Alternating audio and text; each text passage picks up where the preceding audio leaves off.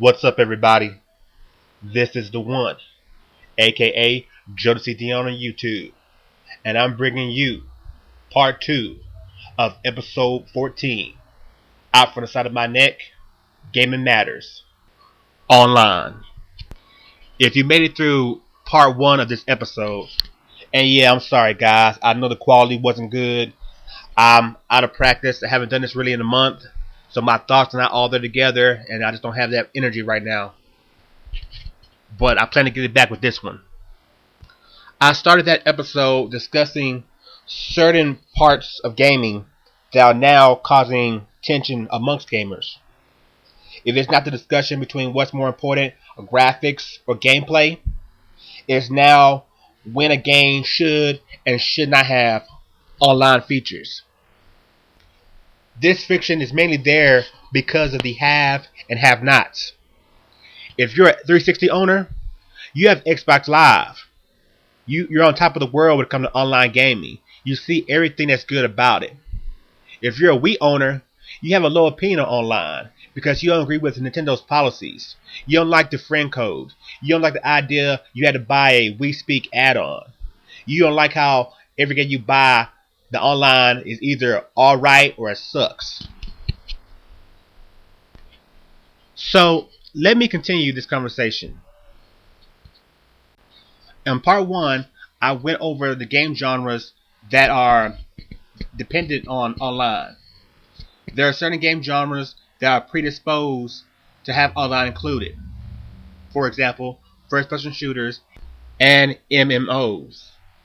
Then there are game genres that, by having online added to them, are now given a second chance to be popular.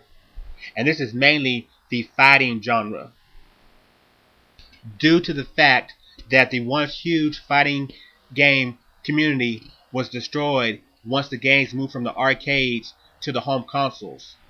So now, by adding online, fighters can reconnect with those members of that community once again. Then there are like sports games, the sports genre. Any game that where the purpose is for you to be competitive, I can see online being very important to it. You got to compete against somebody.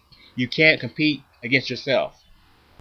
But now they're trying to move multiplayer, online multiplayer, into action and adventure games. Games that are built from the ground up to be a one-player experience. I bet most of you are wondering, why is this considered an issue? The more modes, the better. The more replay value the game has. I'm paying good money for this game, around $60, and I expect everything possible that could be in this game. And believe me, I understand that. But for me, what did I say about the current state of first one-player action-adventure games? Have they reached a level to where the experience you get playing an adventure game by itself is not good enough? Are games not as good as they used to be? Think about this. You remember the price of old school Super Nintendo cartridges? You know, like Mega Man X2 or Street Fighter, Donkey Kong Country. They cost about $50, and in some cases more, depending on how much memory it had. And then back in the day, we bought those games and played them and enjoyed them. And if we liked the game so much, we played it again after we beat it, and we kept playing it. Multiplayer wasn't even an issue back then, because the gaming experience itself was good. So now all of a sudden, we care that we're paying $60 for a game, and we expect to have these certain modes included to get our money's worth. Back in the day, we would pay any price for any game because we felt the game was worth this money. And now we don't. So has the quality of the first-person adventure fallen down? And that's why we're leaning toward adding online and any kind of multiplayer to the game. Even if the mode doesn't fit with the game, developers are adding and tagging on this multiplayer, this online multiplayer to games. And half the time, it's average. And so if you have an average game with average multiplayer, did that make a game better? Or if you have a solid one-player experience and no multiplayer at all, is that game better or worse than an average adventure game that has an average multiplayer added to it? Or even an average adventure game that has an excellent multiplayer mode added onto it? Now here, let me give you an example of what I mean. Remember Grand Theft Auto San Andreas? Well, if you go to one of the ranking sites, the Metacritics or Game Rankings, on average, the game scored a 95.05%. And that's based off of 97 reviews. Pretty good, huh? Now remember, that game was made on the PlayStation 2 hardware. Okay? So remember that. So now, years later, Grand Theft Auto 4 premieres on the PlayStation 3 hardware. And with an average of 60 reviews, the game receives a 97.31%. Pretty good. So I would think it'd be fair to say that a game made on PS2 and a game made on PS3, the only difference is 2 points. And those 2 points will probably include the difference between the system's hardware, graphics, sound, and since the PS3 has the PlayStation Network already entwined in it, the inclusion of the online multiplayer mode.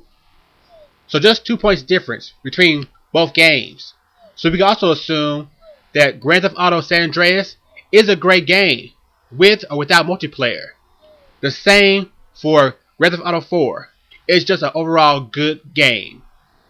So now we have a game that was a launch title for the PlayStation 3.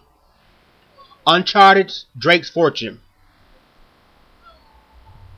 After averaging the reviews of 80 different sites, the game comes with an 89.64% average score. Pretty good. Not spectacular, but not bad. Remember this. The game was built on the PlayStation 3. It has all the opportunities every other game built for the system has. Superior graphics, sound, the inclusion of online if they wanted to, but they chose not to.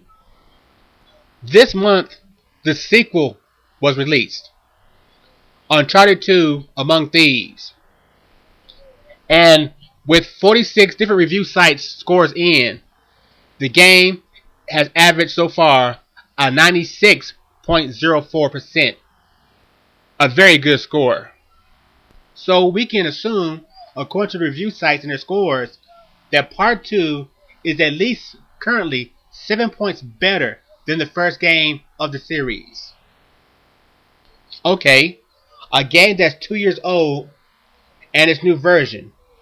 In 2 years, the graphics could have been improved, so maybe that's 1, maybe 2 points. What else has been added to this game that makes it better than the first one? Well, this one has a real good online multiplayer. Something that every site will tell you about if you read the reviews on the game. So how important is having online multiplayer to your current single player action and adventure games this generation? Comparing San Andreas to Part 4, San Andreas wasn't expected to have online multiplayer or any kind of multiplayer. It was on the PS2. But being on the PS3 is expected. And so Grand Theft Auto 4 just delivered what you expected to have. Online multiplayer. That's why the score wasn't that much improved. The game is still a good quality game. The multiplayer was supposed to be there, so the score reflect that. And what does that say about the Drake game? Is it really a high B game, but because it has multiplayer added, it's now a medium A?